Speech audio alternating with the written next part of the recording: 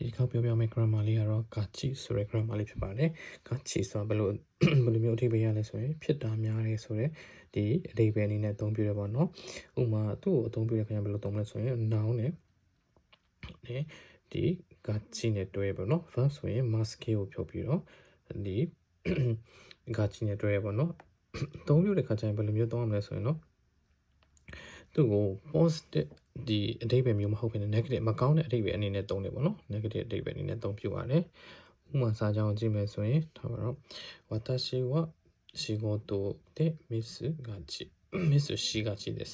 ကျွန်တော်ကအလုပ်မှာတဲ့ဒီအမှားလုပ်မိတာများတယ်ပေါ့နော်အဲ့လိုအဓိပ္ပာယ်ဆို miss ရှိကချီဆိုတော့ miss ရှိမဆိုတဲ့အတွက်ကြောင့်မလို့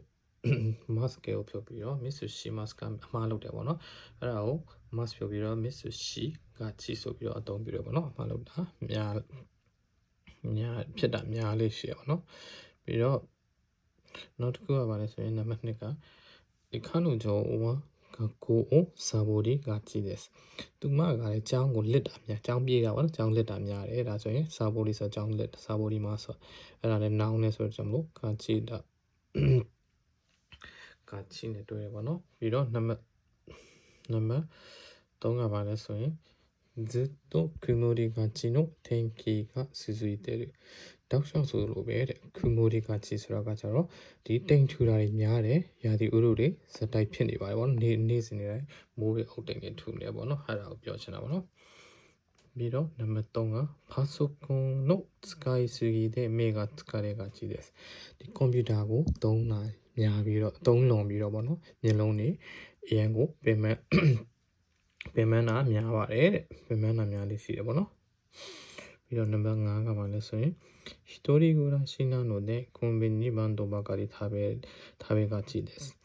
တယောက်တည်းနေရာဖြစ်တဲ့အတွက်ကြောင့်မလို့ဒီ convenience store ကပဲဒီထမင်းဘူးပေါ့နော်ထမင်းဘူးကိုစားရများပါတယ်တဲ့ပြီးတော့နောက်တစ်ခုကနံပါတ်6က最近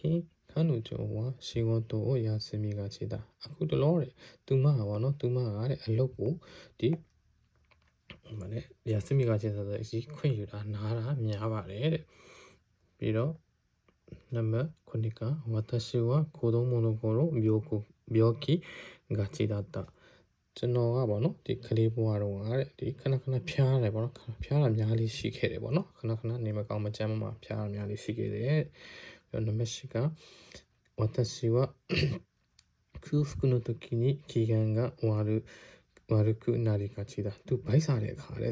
ခေကန်းကဝရီဆိုတာကပြောမယ်ဆိုစိတ်တူလွယ်တာတို့ကတော့ပေါ့နော်အဲ့လိုမျိုးခေကန်းကဝရီစိတ်မကြည်မလင်ဖြစ်တာပေါ့နော်အဲ့လိုမျိုးဟာဖြစ်တာများပါတယ်တဲ့အဲကြောင့်မလို့ဂါချိဆိုတာကဒီဖြစ်တာများတယ်ပေါ့နော်ဖြစ်တာများတယ်ဆိုတော့အဓိပ္ပာယ်အနေနဲ့အသုံးပြုပါတယ်